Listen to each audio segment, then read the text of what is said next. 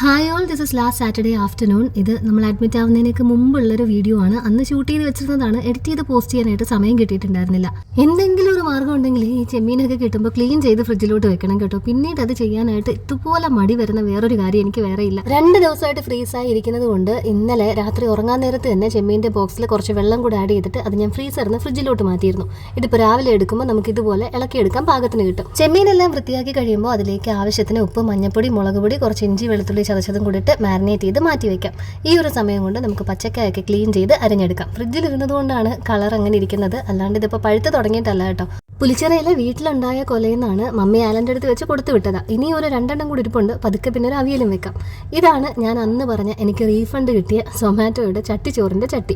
ചട്ടിയിലേക്ക് കുറച്ച് വെളിച്ചെണ്ണ ഒഴിച്ച് ചെമ്മീൻ വറുക്കാനുള്ളത് നിരത്തി വെച്ചിട്ട് അരി അങ്ങ് അടച്ചിട്ടു. ഇനിയിപ്പോൾ ഇതിൻ്റെ അരപ്പിലേക്ക് ഒരു 7-8 ചുവന്നുള്ളിയും കുറച്ച് പിരിയമുളകും കൂടെ നമുക്ക് മിക്സിയിൽ അല്പം കാശ്മീരി മുളക് പൊടി ചേർത്ത് ഇതുപോലെ അരച്ചെടുക്കാം.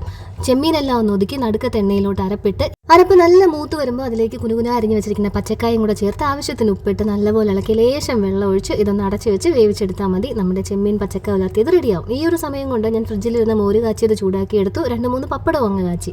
രണ്ടുപേരും തമ്മിലുള്ള വയസ്സ് വ്യത്യാസം കാരണം ഒരേ കാർട്ടൂൺ ഷോ രണ്ടുപേർക്കും ഒരുമിച്ചിരുന്ന് കാണാനായിട്ട് താല്പര്യം ഉണ്ടാവത്തില്ല. പിള്ളേർക്കുള്ള ചോറൊക്കെ വാരി കൊടുത്തു. ഇത് പാലനുള്ള ചോറാണ്. ചോറും വെള്ളരിക്കയും തക്കാളിയും ഇട്ട് കുക്കുംബറാണ് കേട്ടോ.